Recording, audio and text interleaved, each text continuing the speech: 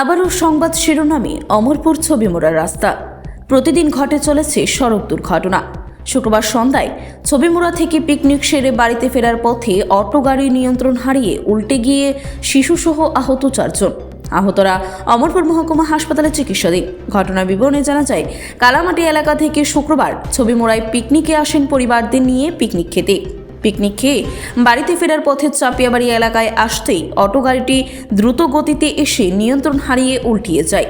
অল্পেতে রক্ষা পায় 2 জন শিশু। ঘটনার খবর পেয়ে ঘটনাস্থল থেকে আহতদেরকে উদ্ধার করে অমরপুর মহকুমা হাসপাতালে নিয়ে আসে দমকল বিভাগের কর্মীরা। পিকনিক থেকে আওয়ার পথে এমন হয়েছে, অটো উল্টে গেছে।